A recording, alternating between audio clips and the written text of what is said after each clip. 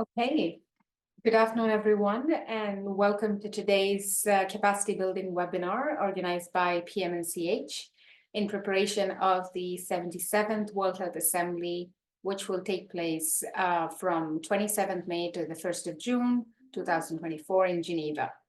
My name is Tahira Mustafa, and I will be your moderator for this session today. We are very delighted to have you all here, whether you are joining us from here in Geneva or all across the different regions. As you are aware, this webinar is really geared to equip our partners with essential information about women's, children's, and adolescents' health issues that will be addressed during the assembly, and to support you with the tools and messages needed to influence member states' support. So welcome once again. Please feel free to introduce yourselves in the chat to tell us your name, where you're joining from, and if you're excited to be here in today's conversation. Next slide, please. Thank you so much. So before we begin, let's go over a few housekeeping rules. I kindly urge all participants to please keep your microphones muted throughout the session. This will really help us avoid any background noise and facilitate a smooth session itself. Today, we are able to facilitate some real-time AI-assisted captions in English only, unfortunately. So if you want to be able to view the closed captions, you can click on the small CC tab at the bottom of your screen, and that should generate the closed captions for throughout today's session. We invite you to kindly use the Q&A function to pose questions to the speakers. We will also have a dedicated Q&A session at the end of the webinar, but feel free to post your questions during the session itself by clicking on the Q&A bubble at the bottom of your screen. And finally, I'm also pleased to share that this session is being recorded, and the recording will be made available afterward for those who are unable to join us today live.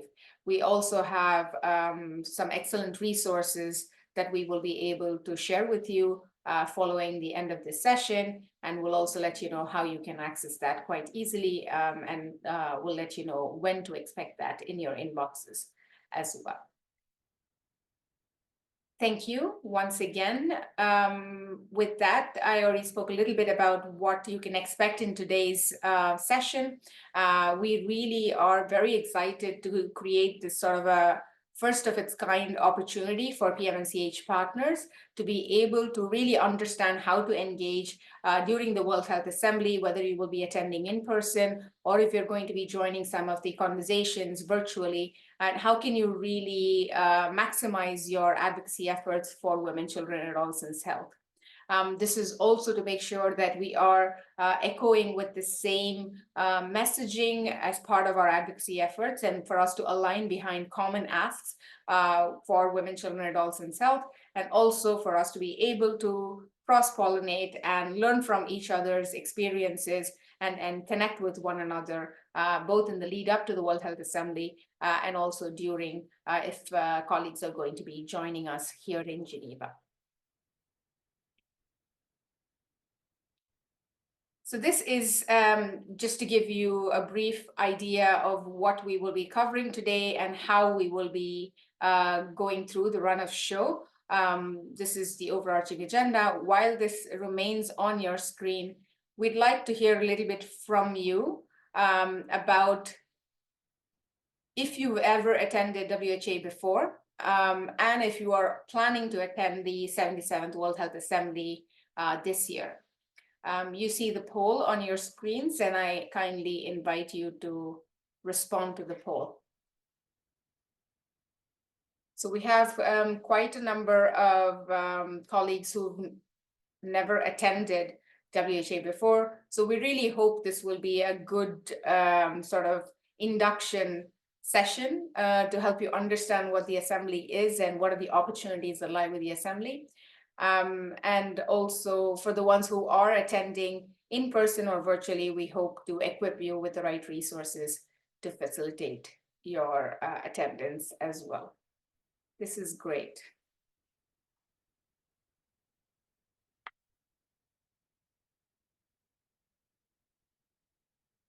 Okay, so while the polls are being responded, let's get started. It's my pleasure now to introduce you to our first speaker, Sarah Kessler from WHO, who will provide us with an understanding of how the World Health Assembly functions and an overview of the WHA77 agenda. Sarah, over to you. Thanks so much, Tahira. Yeah, it is a pleasure to be with you here today. You know, it reflects our valued coordination with PMNCH and with civil society broadly. I work in the Department of Sexual and Reproductive Health and Research, which includes the UN Special Program HRP. We lead WHO's work on sexual and reproductive health across the life course, and just as a flavor of that, you can click on the URL or the QR code that I've just popped on this slide. WHO fundamentally recognizes the critical role of civil society and your engagement across the year, but certainly at the World Health Assembly. So whether this is your first WHA or you've forgotten how many you've attended in person or online, really know that this is not a nice to have. It is fundamental to the way this global health architecture needs to work. I did want to do a quick disclaimer before we start, which is to say that I have attended many WHAs from both the NGO, sort of smaller organization space, to inside the organization as part of the secretariat, but I am not in the governing bodies team or the legal team at WHO, meaning I am by no means an expert. I imagine there are many other experts on this call. Follow-up questions are really welcome. We will find you answers. You'll have access to these slides, obviously, and throughout the next few weeks, URLs are going to be your best friend here. They're regularly updated, and there is very little information that you cannot find online about WHA. At the same time, it is true there is a lot of corridor information that happens as well. That's part of the process, and I think for that, you're very lucky to have PMNCH, to have this group and each other. So with that, I'll move on to the next slide, if you could, please. So, what is WHA and how does it function? I hope I'm pitching this right because it's a big question, and I think it's worth going back to the fundamentals as well. WHO is a UN agency with directing and coordinating authority on international health work. So that's WHO. WHA is the governance process of WHO where decisions are made. It meets once a year. Delegates from 194 member states come together at UN headquarters in Geneva to focus on a specific agenda that is created by the executive board. And here I think it's really worth emphasizing the difference between WHO and WHA. Though it varies by a letter, it is really quite fundamental that it's the decision-making body where decisions are made by the member states and not by WHO. We as staff are the secretariat, can advise, provide technical information, but WHO does not have a mandate to tell countries what to do. So you'll see on this slide a lot of that information, structure, an opening plenary session, 2 committees that generally run in parallel, one on more technical matters, one on administrative matters, chaired by rotating chairs, vice chairs, really reflecting the member state voice and ensuring that there is balance of geographic representation across this very important governance process. And of course, it is also attended by a whole wider range of NSAs, including these are non-state actors who may be in official relations with WHO, granting special privileges to engage or to speak at the assembly. Others may come and participate in side events and the kind of, I don't want to say circus because that is it's a fun word and this should be exciting, but a serious event. But there is a huge, I would say, concentric circles of action. So from inside the Palais, cascading outwards, information moves and events are coordinated. Next slide, please. So how is the agenda set? I think this is a really, again, worth asking these very basic questions. It's set by the executive board, which is made up of 34 members, all of them technically qualified in the field of health. I think every time coming back to the fact that WHO is a specialized technical agency. It's made up of scientists, researchers, experts in the field. They meet in January to review the agenda. It has some standing items that are always there, but it also has a rotating cast of resolutions and decisions which have been put forward across the year. And the executive board has a mandate to decide which ones should go forward to the WHA. I think talking about transparency is valuable here as well. And if you have the time, I would actually urge you to go back and look at some of the notes and minutes from the executive board meetings, because they will document which items have been put forward, which ones, and why they have progressed to WHA, maybe delegated to regional meetings, maybe they don't fit into the bigger program of work that all resolutions and decisions need to support. But it's really interesting to see how the decisions are made. The agenda this year, it's a huge range of cross-cutting issues, and we'll all be coming with our different focuses, you for the organizations that you represent, the constituencies that you're working with and for. Some items we can imagine are going to take more attention, be they from member states we've seen in the negotiations or from the media. Those ones I wanted to flag briefly are 13.4, the intergovernmental negotiating body around what's being called the Pandemic Accord, which is in response to COVID-19, a better framework for responding to pandemic prevention, preparedness and response. Item 17, which is the draft general program of work, edition 14 from WHO. So every cycle of work is built on really returning to the WHO constitution, which is, promote health, keep the world safe and serve the vulnerable. That is a very pithy sentence. The GPW 14 is a much more extensive document, which is proposing to govern our work from 2025 to 2028.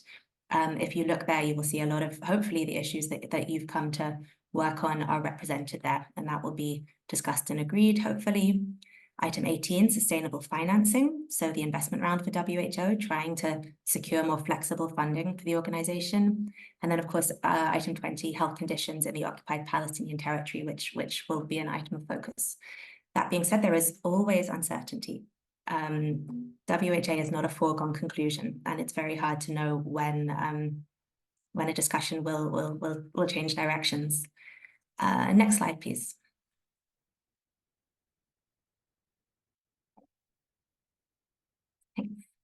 So resolutions and decisions, these are the same as you would make in sort of any household governance. They express the opinions of member states and contain the action that they're agreeing to take. They have reporting requirements, they have time limits, they should have a budgetary implication. And I think one example that I could share comes from my own department, sexual reproductive health. This year, it's the 20th anniversary of WHO's reproductive health strategy. It was passed in 2004, and every 2 years, we present as the Secretariat to WHA a progress report on where we are with that strategy. They're not just approved and then scattered to the wind. They continue to govern the way that we function. And that's item 29 in Committee B. There is, of course, a regularized process leading to the EB discussion on whether something should go forward as a resolution or decision. Requires a member state to sponsor it. It needs to contribute to WHO's program of work. There needs to be consultation with all member states and civil society. There's usually a WHO technical unit, which is engaged to help develop it. And of course, as I said above, not every discussion at WHA becomes a resolution. There was a nice tip from our legal team, which said that longer resolutions take longer to negotiate and reach consensus. And I think we can certainly see that with some of the discussions that have happened over the last year. And I know that Margot is going to speak shortly to really the amazing job that I think she and PMNCH and this group have done in contributing to the discussion around 11.7, the resolution on maternal health and child mortality. Okay, WHA at a glance, if we could go to the next stage, next slide. Thank you. So this one is probably the practical slide with the homework assignment in it. It has the dates of when WHA is happening, also PBAC and EB. Speaking of PBAC, EB, and other acronyms, I was going to add in a sort of asphyxiation by acronym slide, because there are a lot of acronyms at WHO, and then they roll off the tongue, but they shouldn't, because they often they're major processes and they need to be well understood. But instead, I will put a few of those acronyms into the chat because I think they're ones that you might hear quite a lot over the next couple of weeks. But if you, probably the biggest tip when you're looking at these URLs is to check them regularly. You'll see that while the provisional agenda is up, a lot of the relevant documents for these agenda items, it's a very kind of procedural way that they're named and labeled, are not live yet. They will start appearing. There won't be an announcement necessarily that they've appeared, but just keep checking back, they will be there. As it gets closer to WHA, I believe the first edition of the journal is now out. So this is the kind of hot off the press. This is all the news you need from WHA to keep track of the agenda. While it's in process, it's updated every day because while the agenda itself won't change, the order of things may do so. And equally, something may take longer, something will be shorter. So if there are items that you're particularly keen to track, make sure that you're checking the journal regularly.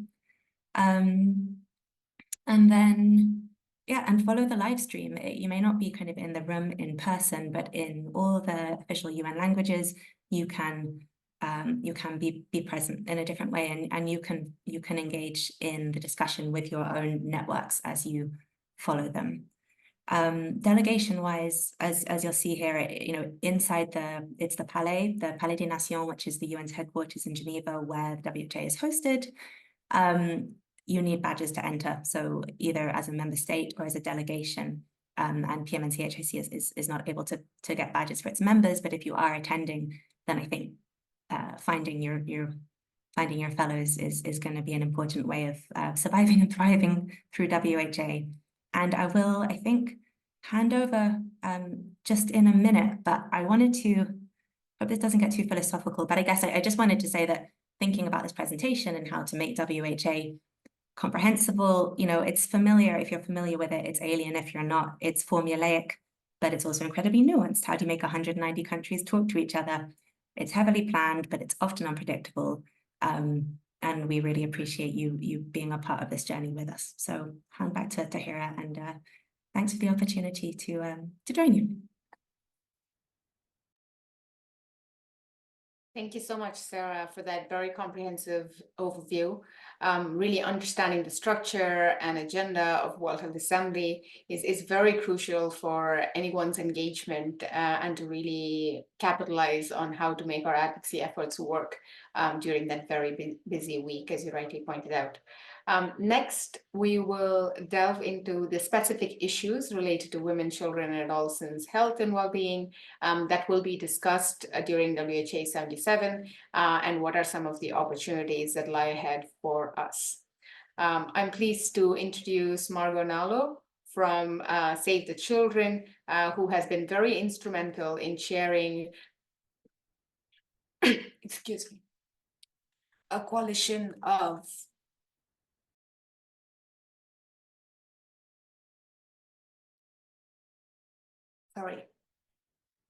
Margot Nalo, who has been very instrumental in chairing the PMNCH CSO coalition to be able to explain the WCAH issues on WHA77 and including some of the overview of the proposed resolution for 11.7 agenda item.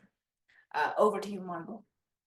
Thank you so much, Tahira, and thanks to PMNCH for the invitation to this webinar. It's great to be here. So I'll present a few things to you today. First, which agenda items overall for the WHA this year are relevant to women, children, and adolescent health. And of course, it's a cross-cutting area, and it really matters for a lot of topics. Then discuss the work that we've done together with other civil society organizations to try to influence a specific resolution, and what are the next steps. So next slide, please. Thank you. So I have identified in this slide some of these agenda items that are relevant, but it is by no means exhaustive. So you will probably see in the agenda other topics that are relevant, and you're thinking, you clearly see the relevancy for women, children, and adolescent health. But just to give you some information on these ones, and in Sarah's presentation, there was the link, and I think it's in the chat, to the agenda, but also to the reports. And WHA is really a great opportunity to take stock of where we are on a number of topics, to present progress, challenges, new data, and that's very important to access these reports, to read them, to have a comprehensive understanding of these agenda items. So I'll start with the first one. I'll try to go relatively quickly over these, but they are important. So universal health coverage, of course, this is one of these umbrella agenda. It's about having access to the services we need when we need them and without suffering financial hardship. Unfortunately, the latest data on UHC is and the situation is a bit gloom. We know that half of the world doesn't have access to essential health services, and a quarter of the world's population is suffering financial hardship due to out-of-pocket spending. So we're not in a good shape at the moment, and not where we should be with the SDGs by 2030, especially in relation to reproductive, maternal, newborn and child health. We see that progress on access to service coverage has stagnated in recent years, and there are also a lot of inequalities in access to these specific services, depending on the wealth of households, the level of education, or whether they live in rural or urban areas. So this is also a concern that needs to be addressed. And one important element for this agenda item this year is a resolution on social participation. So the ability of populations to participate in decision making about health, and what are their needs, and how they want their local authorities to address them. So this resolution led by Slovenia and Thailand is really about promoting the participation of populations, including those in vulnerable situations, in the decision-making and the implementation of health policies and plans. The next agenda item I would like to mention is on the prevention and control of non-communicable diseases, and that includes a specific resolution on mental health and psychosocial support. So that's what MHPSS stands for. And thank you, Sarah, for the reminder not to use so many of these acronyms. So this resolution on mental health is focusing on emergencies, conflict settings, natural disasters, and it's important because it really recognizes the severe impacts that these conflicts or disasters have on vulnerable populations, and specifically mentioning women, children, and youth. And it calls for a greater integration of mental health services in preparedness and response activities across all sectors. So that's something that is really important, calls out specific sectors, and another point is about investing in local and community-based services. So there is really a direct link and direct focus on the mental health of children and youth in this resolution. Immunization agenda, of course, this is so important. We've seen that COVID-19 has really disrupted access to immunization for many children. 67 million children in 3 years have missed out on immunization. And 2024 is a year where we celebrate the 50th anniversary of the expanded immunization program. So it's important to continue with these catch-up campaigns post-COVID, and really protect children from infectious diseases. We also have a specific agenda item on nutrition to look at progress made on a number of global targets on stunting, wasting, anemia, and etc. Here again, we see that we need to accelerate efforts to reach the targets that we've set for ourselves.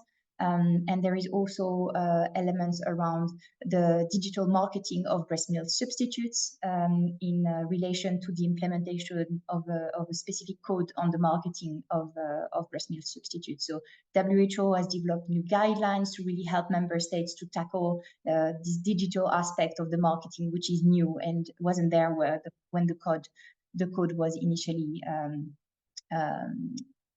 agreed. On climate change and health, I think we were all aware of the disproportionate impact that climate change has on children, on women.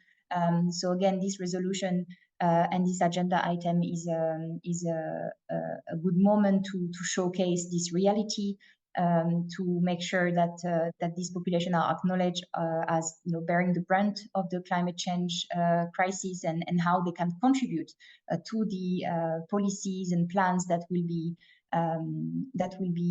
developed and implemented to protect them from these elements. So, so in a nutshell, I think these agenda items are relevant, but again, there are many more. And now we can move on to, there is a specific resolution targeting maternal, newborn, and child health and mortality. Next slide, please. Thank you. So just again to give a little bit of background on this. So and there is also a great report that you can read about progress made on this topic on the WHO website. But we know that a lot of countries are off track to reach the SDG targets on maternal, newborn, and child mortality. So the targets 3.1 and 3.2 of the SDG. And the majority of these countries are in the African region. So last year during the WHA, Somalia said that they really consider this as an urgent issue to tackle, and they were willing, the country was willing to table a resolution on this topic to address it and to put it back on the agenda of all member states. So that's what they did. They were able to include this new agenda item for WHA77. And they've started negotiations on the resolution back in November last year, and negotiations are currently still ongoing. There are 12 co-sponsors, so the co-sponsors are the member states that express official support to the resolution. At the moment there are 12, but it will continue to grow until final adoption. And this resolution is really important because first it gives some context, identifies the main causes, for example, of mortality for women and children, also includes like other factors and determinants that have an influence on these mortality rates. It identifies, for example, child marriage and early pregnancy, adolescent pregnancy. Also acknowledge that there are specific contexts that really, so fragile and emergency settings, for example, where mortality of women and children is exacerbated. So really gives this context. And then in each of these resolutions, there are call to actions or recommendations, both for member states and for the WHO Secretariat. And here, the resolution really calls for strengthening primary health care as the main platform to deliver essential services for women, newborn, and children. Really strengthening access to affordable, quality services and medicines, which is another important topic. The need to strengthen the health workforce, including workforce that is specialized in this population, so midwives or gynecologists and etc. So really make them, train them and strengthen that capacity to properly address the issues. And the resolution also talks about access to sexual and reproductive health and rights, and how these are also essential for the health of women and consequently for children as well. Next slide, please. So now with PMNCH partners and with great support from the Secretariat, we created a group of civil society organizations, most of them in official relations with WHO, to try to first share information about this resolution, understand what the process was like, what was the content of the resolution, the positions of the different member states. So we started with this in January this year during the executive board, and we also had the great opportunity to speak with the delegate of Somalia who was leading the negotiations, so to also understand where the negotiations were at, where were the sticky points, and etc. And this group continued over the last few months to meet regularly, to share information, but also to develop our own messages towards this resolution. It's very important to come together. When we try to influence, it's more impactful if you come together with other groups, develop your key messages that you can see on the slide, and there is a link where you can access them on specific topics related to the resolution. So we have general messages on what we think should be done to accelerate progress on these SDGs, but also more specific textual inputs to the negotiation. So how do we translate our general messages into concrete language for a resolution? Because that's at some point in the process what member states are expecting. So we came together to develop that and disseminate in our different networks. We also developed a social media engagement to promote these key messages, to promote the health of women, children, and adolescents in the context of the WHA. And the PMNCH Secretariat also supported the development of a commentary that will be published in the Lancet Global Health on the 20th of May, which is co-authored by Somalia, so the Ministries of Health of Somalia and Ethiopia. So keep an eye open for this. It's going to be really another push to support this agenda item. And finally, as part of the official proceedings, let's say, of WHO, there are pre-meetings that are organized for non-state actors, member states, and the WHO Secretariat to talk about specific agenda items. And we will talk about this item on maternal, newborn, and child health on Tuesday, the 21st of May in the morning. So these sessions are usually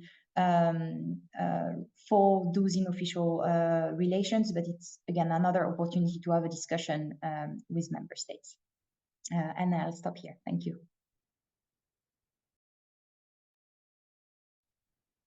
Thank you so much, Margot.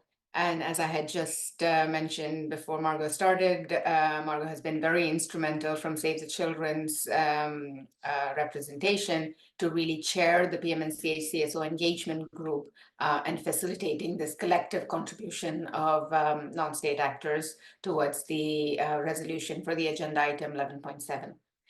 Thank you once again for highlighting some of the critical issues that are being negotiated during this assembly, and we hope our colleagues are able to greatly benefit from these highlights as well. Thank you. Next, I would like to invite my colleagues Julia Gaspari and Kieran O'Dowd from the PMNCH Secretariat, who will now discuss opportunities to engage at the World Health Assembly, whether you're attending in person or if you're going to be following the conversations virtually. They'll cover an overview of the various entry points and what are the activities that you can undertake to be able to make your voice heard, and also share some of our social media assets and resources that you can use to your own advantage. Julia and Kieran, please go ahead. Thanks so much, Tahira. So yeah, in the next few slides, we will present a few suggestions on how you can be engaged at WHA, whether you're planning to attend in person in Geneva or virtually. One thing maybe to say up front is if you will not be actually in Geneva in person, please rest assured that there's many different ways that you can engage virtually and to make actually your contribution and voice heard as well. From where you are in the world. So in terms of, I'll first go through the opportunities to engage in person, and then I'll go through the virtual opportunities. In terms of the in-person participation, if you're planning to be in Geneva for WHA, of course, we would invite all of our partners and members to follow the WHA official proceedings. And if you are a non-state actor in official relations with WHO, to make official interventions during the procedures, whether it's through individual statements or constituency statements, to really advance messaging around women, children, and adolescent health.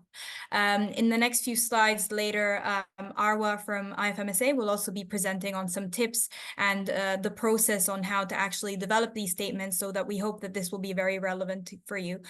One thing to say as well is, if your organization is planning to make these statements during the official WHO proceedings, the PMNCH Secretariat every year compiles these statements to amplify them as well on our channels, social media, to really disseminate these messages further. So we would kindly invite you to share these with us, so that we can help in order to disseminate these further.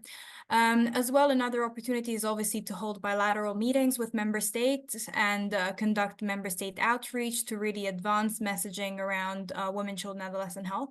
And for this, we have different resources to support our partners to align on common messaging, including the key asks to member states around the MNCH resolution, which Margot has just mentioned. And also we have another document, a 2-pager on more general advocacy asks around women, children, and adolescent health that can be used during your bilateral meetings or any other meetings that you're planning to have or events that you're attending during WHA. Moving on to the events, there's many exciting events happening outside of the official WHA proceedings in terms of side events. PMNCH is organizing its annual Lives in the Balance series with 2 events on the 26th and the 29th, and my colleague Kieran will shortly be sharing with you more information about these. But there's also many of our partners are organizing side events, and so we have compiled the list of partner side events around women, children, and adolescent health topics, and we would strongly encourage you to attend these events in order to network, align on messaging, disseminate further messaging, and so on. And then finally, a strong push towards using social media to really continue to amplify messaging and advocacy asks around women, children, and adolescent health. If you will not be in Geneva in person, there's plenty of opportunities to engage also virtually.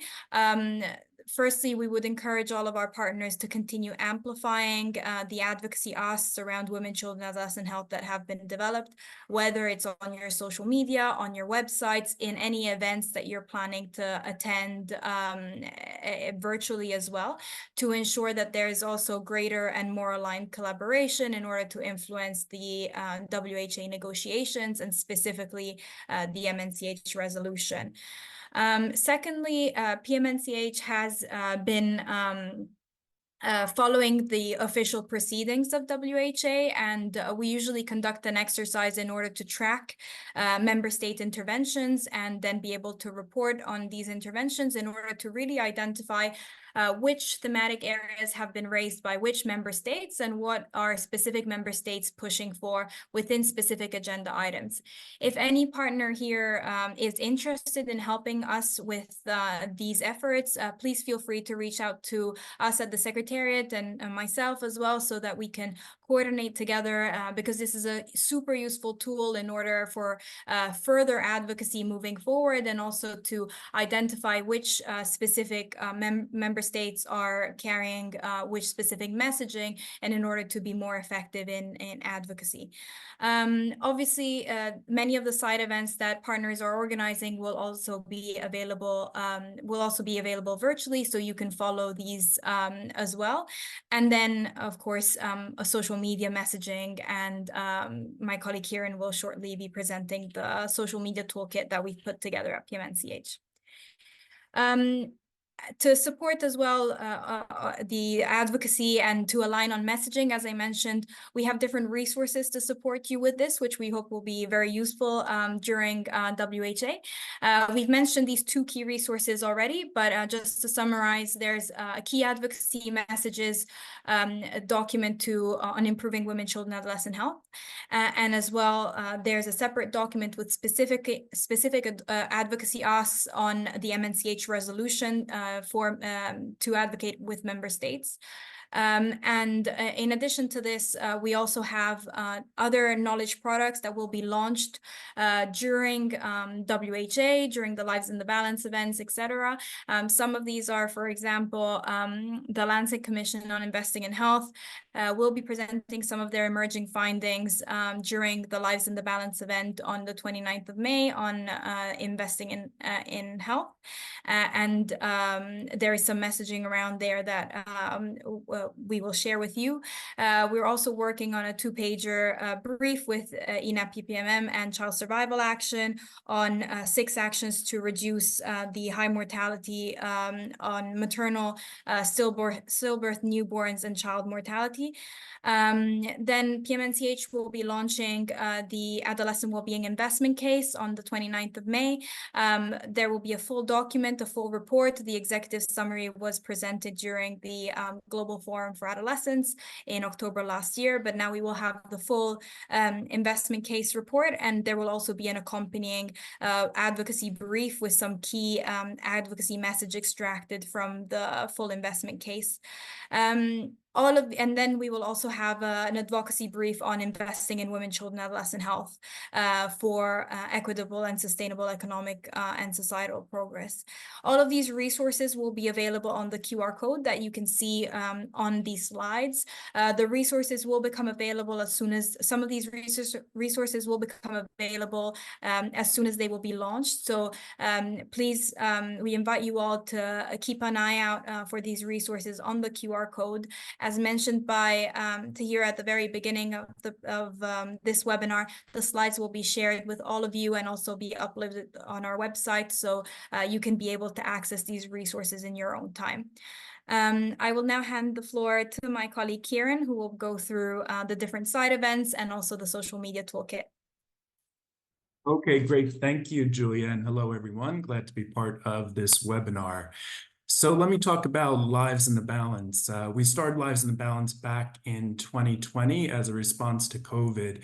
And the events have always been about reflecting, collaborating, and acting. And it's about bringing leaders at all levels and other stakeholders together to really align advocacy and accelerate progress. So we have 2 events coming up at WHA, and the first one is called Galvanizing Political Leadership for Maternal, Newborn, and Child Health.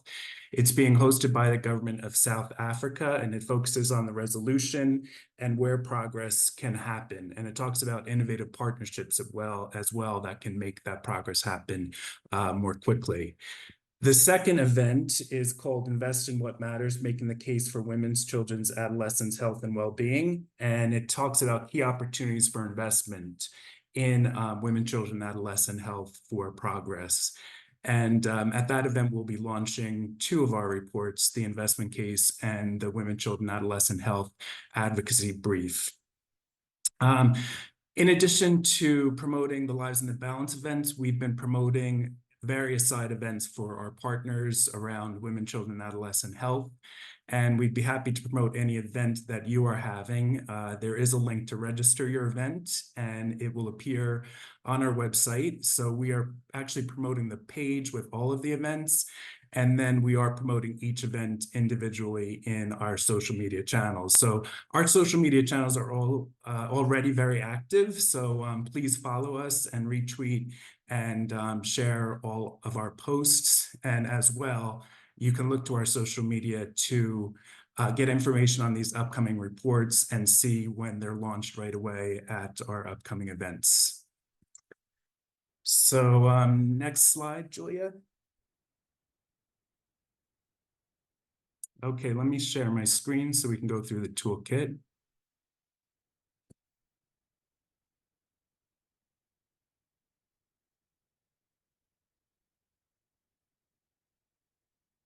Okay, so the toolkit incorporates Lives in the Balance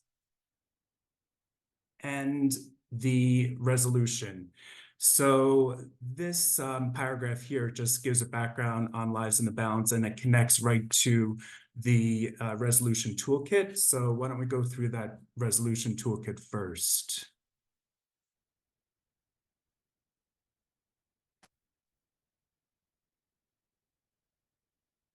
So there are several key asks that are part of the resolution. So we give some key messages, the hashtags and the handles, and then we have messages around each key ask. So we message around the health and care workforce.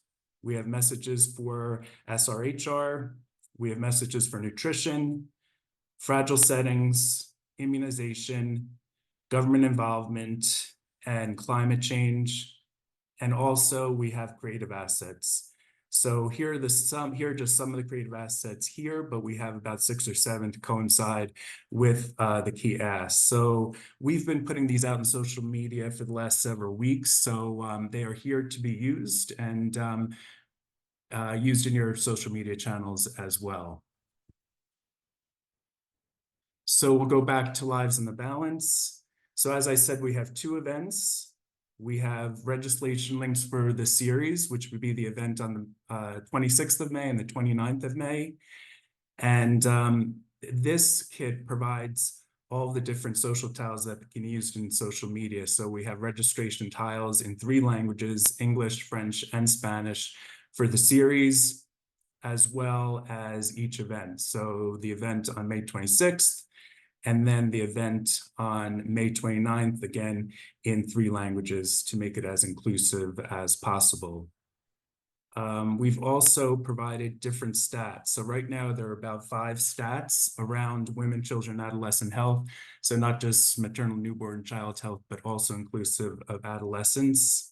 And all the stats are also available in 3 different languages, and they're all sourced as well. Some tiles that we'll be adding are I'm attending tiles. So we hope that you'll register for our events. But what helps us really gain energy in the last couple of weeks is when people post these tiles telling their followers that they're attending, to get their followers to also register for our events. So we hope that you'll join us at both of these events. We'll promise that they're very exciting and that they are about collaboration, but also results, impact, and action.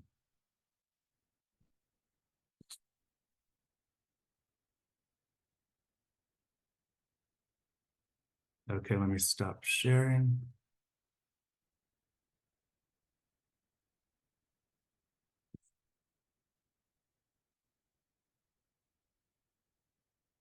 Excellent. Thank you so much, Julia and Kieran, for those really valuable insights on the different ways of engaging and the excellent assets that have already been put to use as well. You will have access to all of these links as part of the resources at the end of the webinar, but my colleagues are also populating the chat as to where you can click on the link and utilize these resources very swiftly. As part of your advocacy efforts for WHA77. Yeah, and Next. one more thing, we have Yes, an e-blast coming out on May 22nd, which is all about WHA. It includes links to the recording for this event, as well as all of our key advocacy messages, information about our upcoming advocacy briefs and reports, and information about an event that is being held on May 21st for member states and non-state actors. And that's one of the last opportunities to gain interest of the member states to sign on to the resolution. So it's a very important event that we will be participating in and covering. So thank you very much. Back to you, Tira. Excellent. Thank you so much, Kieran. With that, I would like to now invite our next speaker, Arwa Hani Sharabi, who is the liaison officer to World Health Organization and works with the International Federation of Medical Students Association, IFMSA. Arwa will be guiding us through the process of developing and contributing to official non-state actor statements. So if your organization is planning to make a statement during the World Health Assembly, how to go about it, Arwa is here to guide you through the steps. Arwa, the stage is yours. Yeah, thank you so much, Tahia, and thank you everybody and PMNSH specifically for inviting me for this webinar. As you saw, my name is Aro. I'm actually also a medical doctor from Cairo, and I'm super excited to be here with you. I think the previous speakers and panelists have went through ways to engage within the WHA. I think the most formal way to engage in the WHA itself, especially if you are attending as a non-state actor, is the idea of having an official statement. So if we go on to the next slide, we would be able to define exactly what is a statement. So a statement is supposed to be the formal mechanisms by which a non-state actor gets the opportunity to present an intervention, which includes their stance on a particular topic. These interventions can be delivered either in Committee A or Committee B, as previously outlined, in the plenary of the World Health Assembly itself. And these interventions are linked to a particular agenda item. So when you go through the WHA agenda itself, you will find that there are particular agenda items that member states or non-state actors themselves are allowed to give an intervention on, and they were previously agreed upon with member states by the WHO Secretariat, and among which statements or agenda items that are open for interventions by non-state actors are the ones that were mentioned previously by Margot in the previous slides. So what is the intervention composed of, or how usually it is delivered? So usually at the World Health Assembly itself, non-state actors gets the opportunity to submit at least 1 day in advance a written or verbal intervention, or the intention to give a verbal intervention. This intervention is very limited compared to member states themselves. It's a 1-minute intervention composed of 110 words if you are delivering an individual statement, and it could be also submitted only in writing, and in that sense the number of words increases a little bit to reach up to 200 words. But if it's delivered in person, aka if you're going to be delivering an intervention vocally inside the assembly itself, then it needs to be limited to 1 minute only. And if you are and there is an opportunity as well to deliver a more elaborated on statement, and that is under the title of consistency statement. So a consistency statement is a statement delivered by non-state actor, and it needs to be led by one state actor or at least 2 non-state actors, and it needs to have 5 non-state actors as endorsements or supporters to the statements themselves in order for it to be submitted. So not all agenda items can actually be or can are open for consistency statements. These are also again identified and open for interventions for non-state actors by the WHO Secretariat. And in this particular World Health Assembly, we do have around 5 consistency statements on which the agenda item on 11.7, which is relevant to our point of discussion here and relevant to the resolution at table, is open for this particular statement. If we go on also to the next slide, I would move forward from the technical point of view or the legal side of when you're supposed to submit a statement, and go more into the depth of what element makes a good statement and how actually you can take advantage of that 1-minute statement to make sure that your message comes across as powerful, as strong, and your call of action is presented for consideration by member states. I think it's the first thing that needs to come into your mind is that we don't have much time, so you have to be very clear, sharp, and concise with your messages. Try to avoid any factful statements, for example, or unnecessary elaboration, unnecessary niceties. Go straight to the point, go straight to the call to action that you wish to present at the assembly. That would be my first recommendation at the table at hand. And I think the second thing that makes a particularly good statement is just understanding the dimensions and the previous landscape and discussions surrounding that agenda item when you are delivering that statement. So any statement is going to comment on an agenda item, and as previously discussed before, some agenda items are associated with a resolution, some agenda items are associated with a decision, and some agenda items are mainly there to present the progress about a particular working that is on this particular topic. So once you select the particular agenda item and the agenda item that is particularly of interest for the PMNCH and the work that we do there, it's important for you to realize in that particular statement which item are you addressing. If you are addressing the resolution, that it could come to your mind that you should be focusing more on an implementary phase, because if the resolution is currently tabled and had, and if you are presenting the statement to the plenary, that means, generally speaking, we could be having a consensus, and it would be too late to bring to the discussion or bring to the table items to be considered or changed within the resolution itself.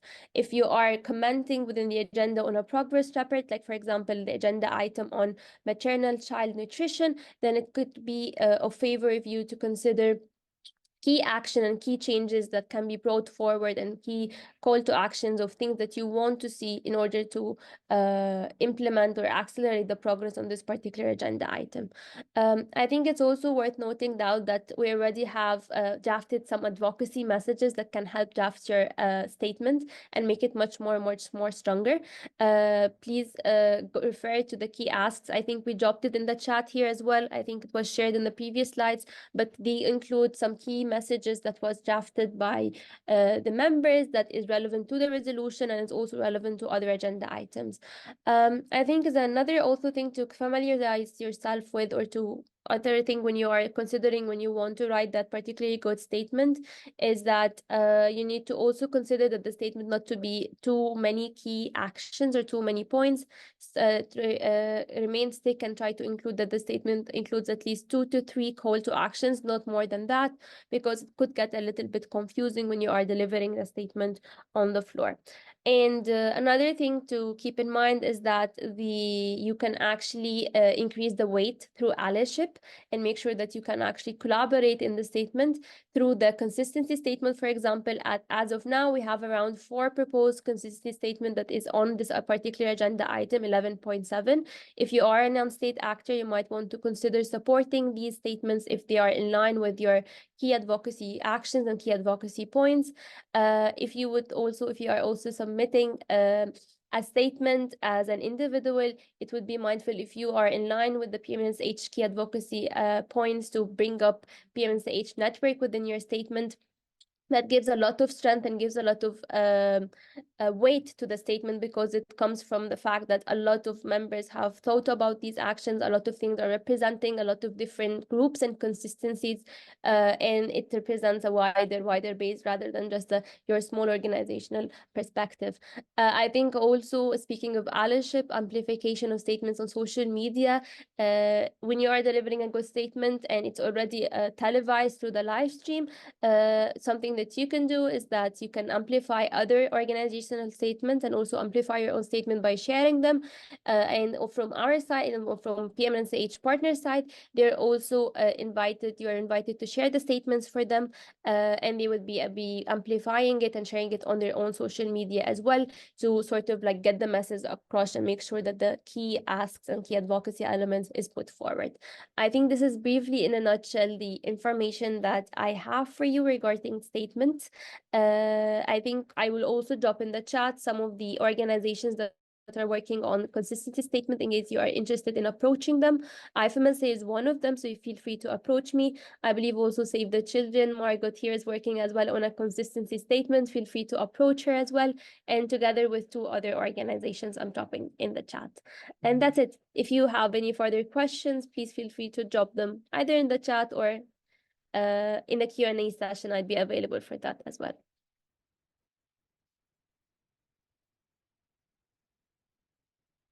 I think, Tahira, I have a question in the Q&A. Do you want me to address it now? I'm not able to hear you well, but I'll take that as a yes.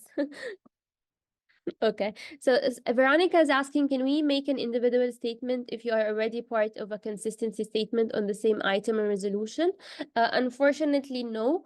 If you join a consistency statement, that means that you are endorsing that particular statement, and after that, you are not able to present an individual statement on the same agenda item, but you can present an individual statement on different agenda items. So I hope that is clear.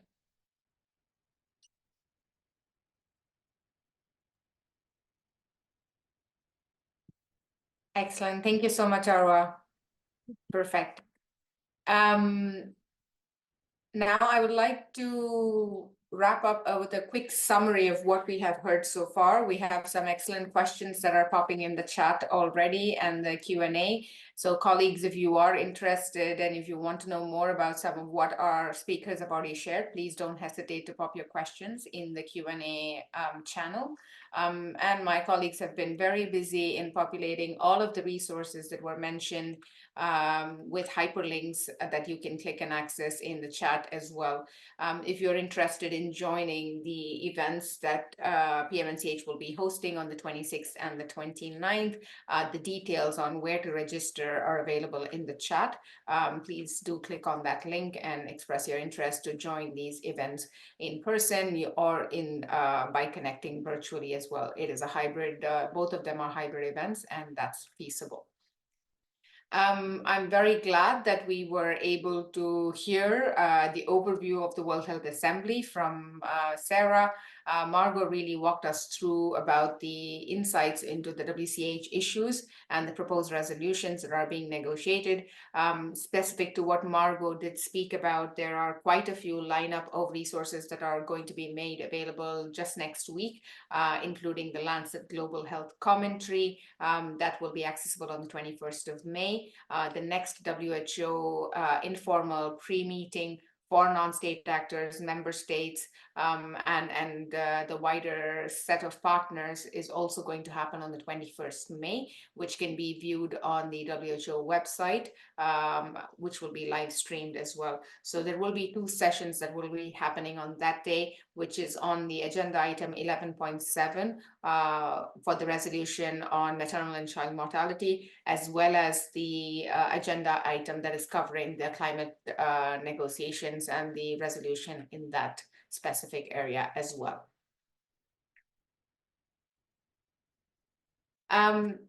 So I would also like to quickly walk you through the set of partners who will be joining us in WHA, just so you get a sense of who is attending WHA from PMNCH's network, to help you, give you a better sense of who you can reach out to if they're all joining us in Geneva.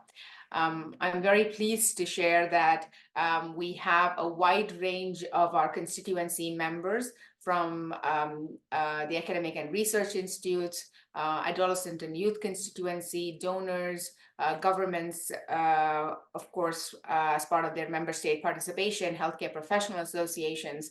The NGO membership is quite high in terms of their attendance as well in Geneva.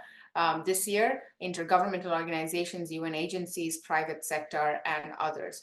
So this is just to give you a taste of the who's who of PMNCH is going to be here in Geneva and attending and joining these conversations. So if you're going to be here, please do not hesitate to reach out and connect with your fellow peers during the assembly week, for you to be able to really go in with collective asks. As Arwa said, there's really weight for us to be able to speak with one voice and speak collectively as well. Okay, with that, I would now like to open an invite for Q&A. If there are any specific questions that you would like us to dive a little bit deeper on, please let us know. Don't hesitate to pop your questions in the Q&A tab. So please type your questions, and then we will address as many as we can as soon as the questions start coming in. We already had a question about if you can register for the upcoming events, and that information has already been responded in the chat. We have a very exciting lineup of speakers for the events. We have the Minister of Health from Somalia. We have the Minister of Health from Sierra Leone, who will definitely be attending and having a very excellent ministerial level dialogue on the 26th. We also have attendance from Dr. Gitinji Gitahi, who is the CEO of Amref Health Africa. We will also have colleagues such as Ted Chaiban, who's the Deputy Executive Director of UNICEF, and Chris Elias, who's the President of the Global Development Division at the Bill and Melinda Gates Foundation will also be joining these events on the 26th and the 29th. So really welcoming your high participation in person and in virtual attendance as well.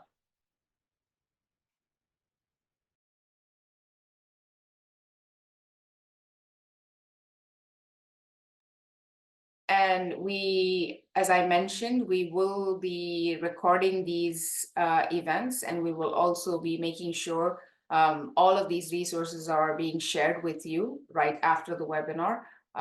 We will also have a PMNCH e-blast that goes out next week with access to all of the recordings and the resources that we've mentioned. So please do watch out for that. That comes really loaded with a lot of information to help equip you for WHA just ahead of the week.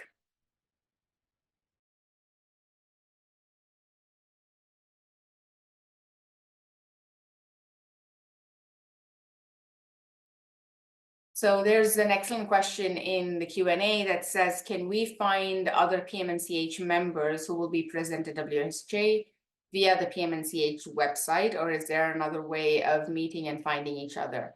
Thanks, Franca, for asking. I would definitely encourage you to check out our PMNCH Digital Advocacy Hub if you are not already a member. So we have the PMNCH Digital Advocacy Hub that is like sort of a one-stop shop for you to be able to connect with different PMNCH partners and interact and learn from their activities as well. So you can easily contact PMNCH members through the hub and let them know if you will be attending, and also understand what activities they are undertaking for you to be able to join them along with that as well.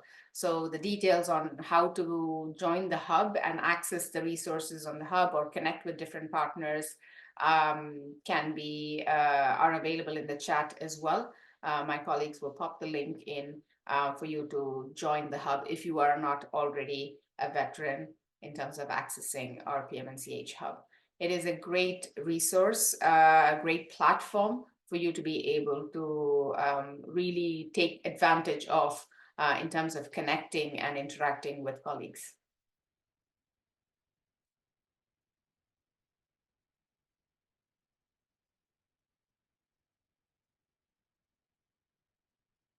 Do we have anybody else who has a question?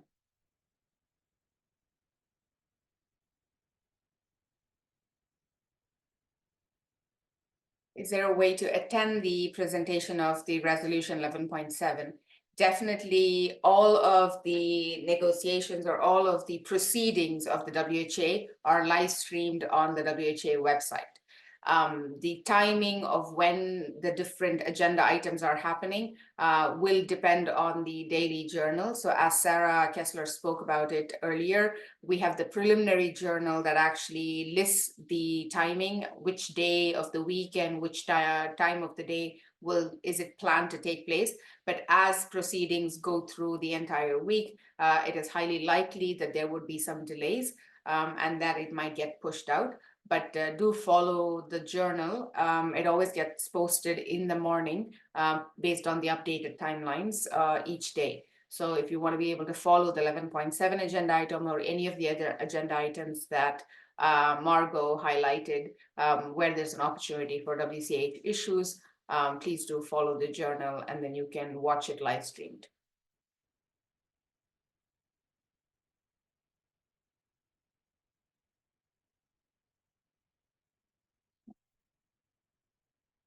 We have a colleague who has raised a hand.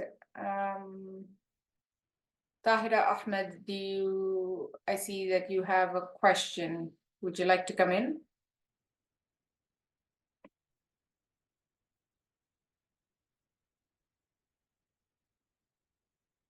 Hello.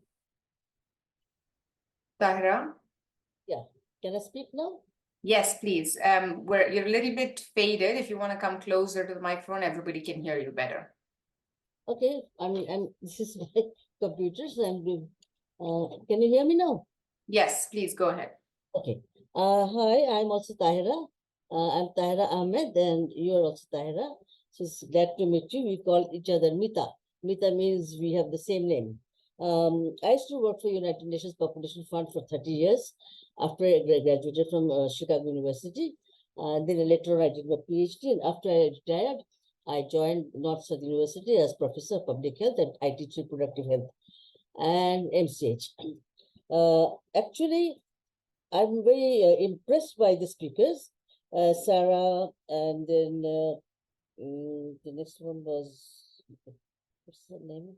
Margot, and the others, and how you have given us an overview of how the World Health Assembly is going to be held and what are the places where we can put our inputs in.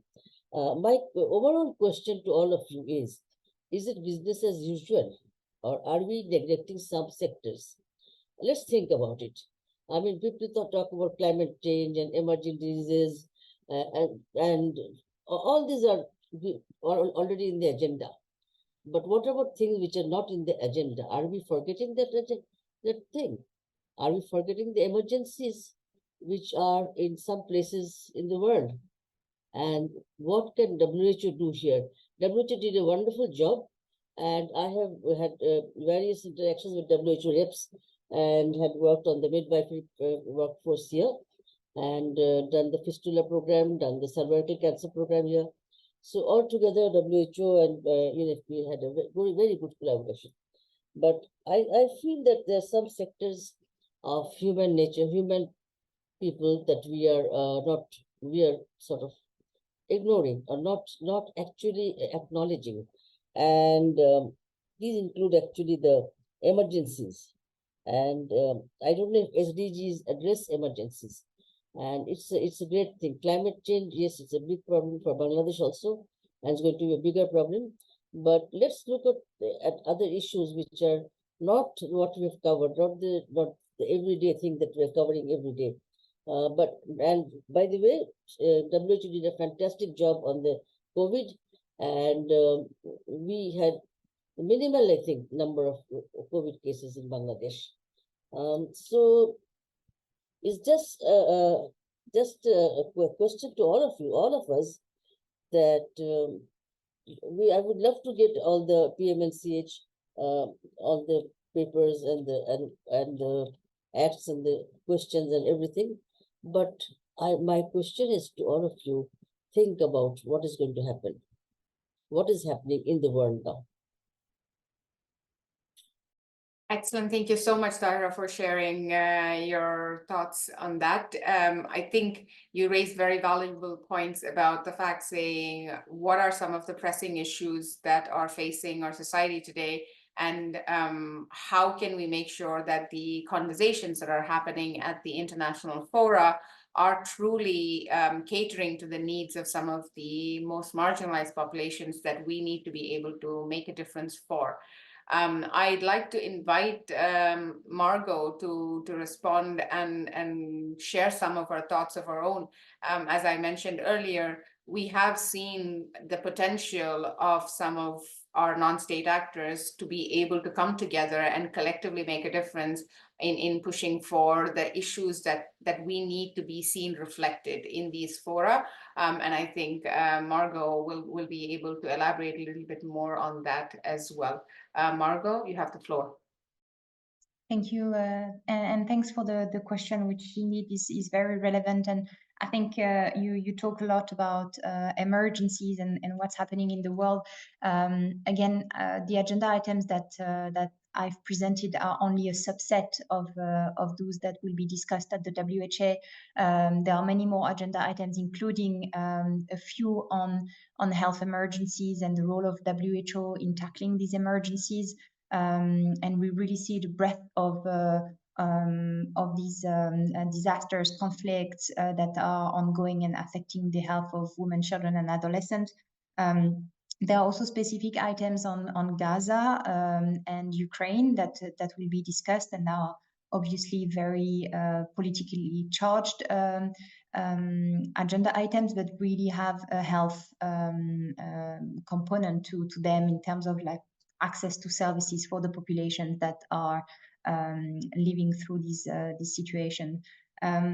One thing I would like to say as well is that when we've been working on the constituency statement on this agenda item on maternal and child health for the WHA, we've been working with some of the NGOs that are active in emergency settings. Save the Children is actually one of them. We respond to humanitarian crises, so we have also more data on how these are impacting women and children. So we will try also to put an emphasis on this in our constituency statement. And maybe others want to add to this, but thanks for the question. Thank you so much, Margot. Okay, any more questions? I think we've responded to all of them. Everything that's come through in the chat and in the Q&A. So if there are no further questions, then perhaps I'd like to bring up the summary of what we have covered till now and where are some of the resources that you can access as well. Thank you for this slide. So this is a list of all of the resources that you have heard throughout the presentation today. This is the first link really takes you to the WHA77 agenda and all of the associated documents. You can also access the live streaming of the proceedings via this link. And then you will also be able to really delve deeper into what are some of the key issues that we are advocating for women, children, and adolescents health, both in terms of through the maternal and child mortality resolution discussions, but also in some of the other resolutions that are being put forth for WHA this year. And we also have a key messaging framework that has been made available to utilize for your different entry points during WHA, whether you're having bilateral meetings with member states, if you are trying to convince them to prioritize and have political recognition for some of the issues that you're pushing for, feel free to utilize the advocacy messages that have been shared in that link as well. And then you can also register for the Lives in the Balance events that my colleague Kieran spoke to. Like I mentioned, we have an exciting lineup of speakers and more speakers to join in the coming days. So please do check out that link, and you'll have more updated information in the coming days as well. And please register your interest to join in person or connect virtually as well. And then finally, like I mentioned, you will definitely receive a recording of all of the elements that we spoke about today, the recording of the webinar and the hyperlinks in your inbox as well shortly. And then you can also watch out for PMNCH's eBlast next week on the 21st of May, on the 22nd of May, with all of the other resources, other capacity building resources that have been made available in the past weeks. That you can really leverage. Once again, if you have not joined our PMNCH Digital Advocacy Hub, please make sure to check that out, and that will definitely be an excellent resource for you to connect with some of the partners that you want to interact with, both virtually, and if you want to connect and let them know that you want to meet with them during the assembly days, that's also a very efficient way of doing that via the hub. So please explore and make sure that you're registering and joining the hub so you don't miss out all the action that's happening there. With that, if there are no further questions, we are very happy that you were able to join us today. We just would like to hear from you. I hope this webinar was helpful, and also we'd like to hear how you heard about the webinar and how did you end up joining us today. So if you could quickly respond to that in the poll that is popping up on your screens right now, that would be greatly appreciated. And we are very, very excited that you were able to join us and looking forward to seeing some of you in Geneva in the assembly week as well.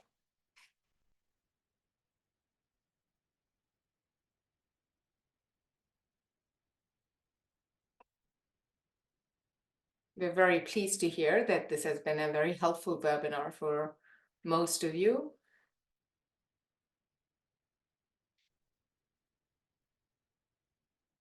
Thank you so much for your attendance and wishing you all a wonderful afternoon.